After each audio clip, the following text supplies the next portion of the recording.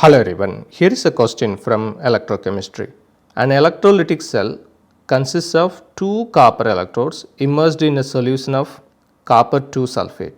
What is the result of passing 0.35 ampere current through this cell for 1300 seconds? Let us assume that we have a beaker containing copper sulfate solution in the aqueous medium.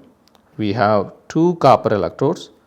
Let's say one is the anode and then another copper electrode is the cathode. Electron flows towards cathode. Both of them are copper. So, electroplating is what happens in this. This means that whatever the mass lost by the anode is gained by the cathode.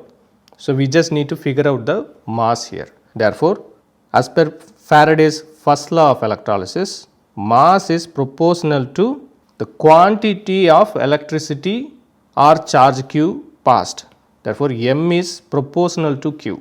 Q equal to current times time. Therefore, M is proportional to current times time. To get rid of the proportionality constant, we introduce a constant called Z, that is the electrochemical equivalence.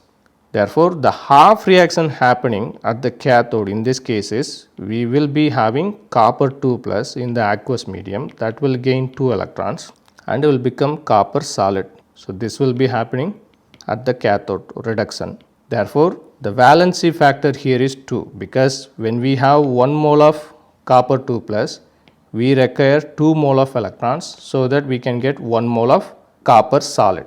That is the stoichiometry here. Z is equal to equivalent mass divided by valency factor. Valency factor in this case is 2 and equivalent mass is equal to molar mass divided by Faraday constant. Therefore, mass is equal to molar mass times current times time divided by valency factor times Faraday's constant. So, let us figure out the mass. Therefore, mass is equal to molar mass of copper is approximately 64 gram per mole, current is 0.35 ampere and the time is 1300 seconds divided by 2 times 96,500 coulomb per mole is the Faraday's constant. Ampere second is coulomb, therefore coulomb cancel, per mole also we can cancel. This we can put it as 32. Therefore, 32 times 13, that would be 416 times 0.35 divided by 965. Therefore, this will be 145.60 divided by 965. Let us take it approximately as 146. We can't divide it, so put as 0. 1 time will be 965, 10 minus 5, 5, 15 minus 6, 9, 13 minus 9, 4. We once again can't divide it, so put as 0 again.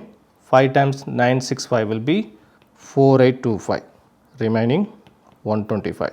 So, mass is approximately 0.15 gram. This means that the mass of the anode decreases by 0.15 gram because that amount is gained by the cathode. Therefore, option C is correct.